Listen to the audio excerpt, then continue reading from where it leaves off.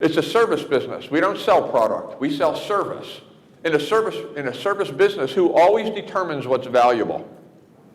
Customer always does.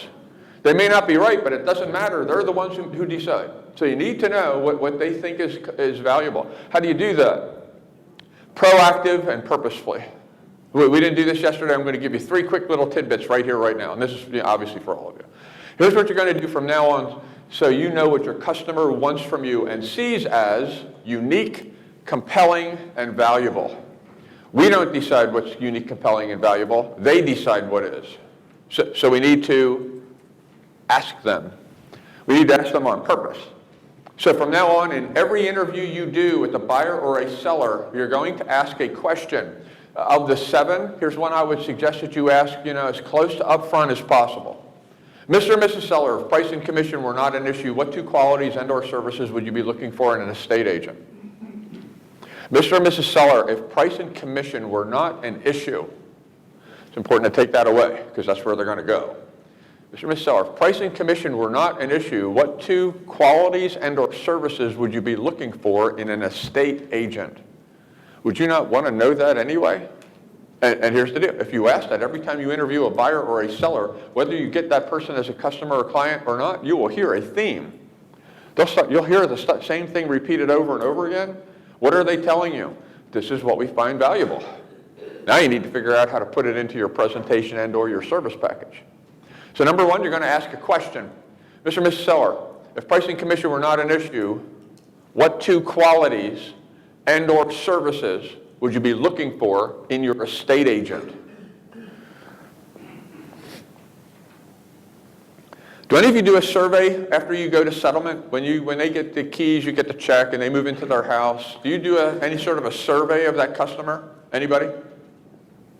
So, no. Here's what you're going to do. From now on, you're going to do a little survey, but it's going to be very short because they won't fill out a long one. The deal's over as far as they're concerned. So 3 questions, maybe as many as 5.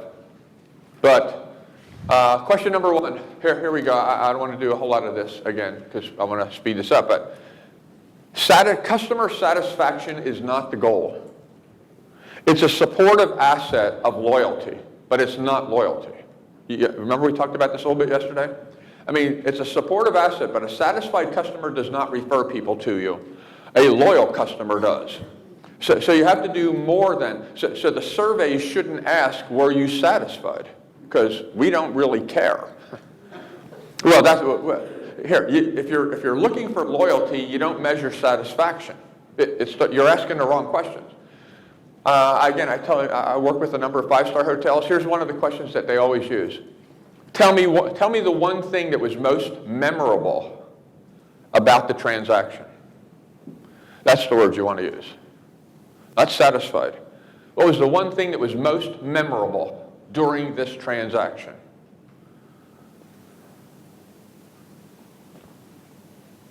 Yeah, see how just the question's different, isn't it? And by the way, underneath that question, you should have a little box with a check so they can put a check mark, so they can put, there was nothing memorable that occurred in this transaction. And by the way, make it easy for them to do that. Do you not want to know that? Here, if you're looking for loyalty, if we all committed to, we want referrals, which means we have to wow the customer. We get to structure the story that they tell and retell to the rest of the world and all their friends forever.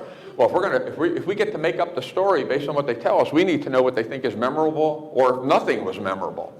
Nothing was memorable, then we can't walk around talking about ourselves as if we were the Ritz-Carlton, because we're not. Not in their minds. You know what I'm saying? Okay. So there's one question. Let me give you one more. This is a fill-in-the-blank question for them. And yes, it will take more effort on their part, but if they really were wowed by you, they will make the effort. If they weren't really wowed by you, they won't. So if they don't respond to this, that tells you something too. The question is, I know it's probably not possible in a real estate transaction. That's the qualifier. I know it's probably not possible in a real estate transaction. I know it's probably not possible in a real estate transaction. But if it were, I wish. And leave the rest blank. And the reason why you want to qualify it the way I did is you're more likely to get a response. If you ask them, what did you wish I did? See, people are too nice. They're going to say, it was just okay. It was fine. You were just fine. So you're more likely to get a response if they know it's sort of an imagination. I know it's probably not even possible, but if it were, I wish. And when they put in what they wish, that's what they want next. That's what they want next. Excellence is a moving target. Here's what you got to always wonder. What do I do next? This wowed them this time. It won't wow them next time. What do I do next? And how would you know? Ask them. Do it on purpose. Okay? Number 3, here's the third thing. So number 1, we're going to plan a question in every interview. Number 2, we're going to do a survey, and there's at least 2 or 3 questions for you. The third thing you're going to do is in December, because the holidays are coming. Well, let me ask you, does your market slow down during December because of the holidays to some degree? Okay. And by the way, and many agents seem to withdraw from the market because they figure nobody's going to buy, during the holidays anyway. I have a belief about that. I think there's a reason why people don't buy during the holidays, because they can't find us. Because we went away, because we thought they weren't going to look for us anyway, so we just go away. And no kidding, for you new guys in the room, this is for new guys. Here's any company gets this.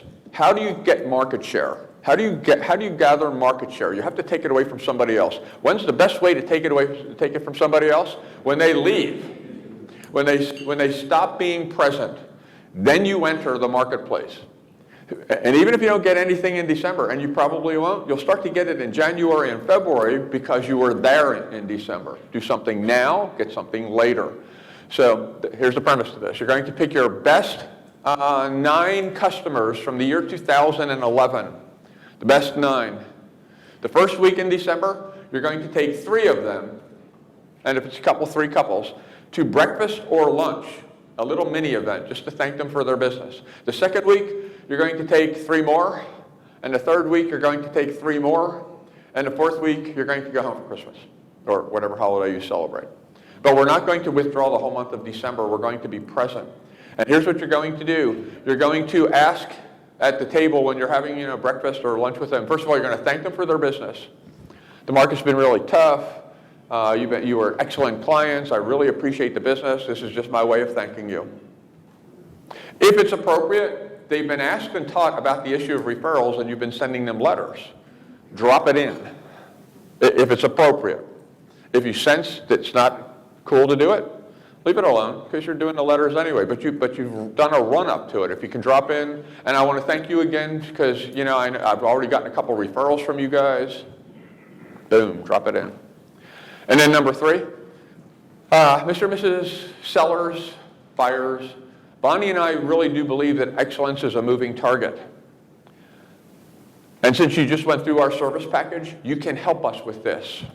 Those words are important. You can help us with this. People will help you if you ask for help. It's the way people are. So you can help us with this. You just went through the process. Is there anything during the transaction that we could have done to make it more memorable? Anything at all we could have done to make it more memorable? You do focus groups. These are focus groups. These are on purpose at the appropriate time. You thank them, you raise the issue of referrals, and you find out what you could add to your service package in the year 2012. In a service business, the only thing more important than product knowledge is customer knowledge. It's a service business. There's nothing more important. It's good to know about the marketplace, but what's more important than the market? Customers. It's a service business. We need to know what it is they're thinking and why they're thinking it and what they think is unique, compelling, and valuable.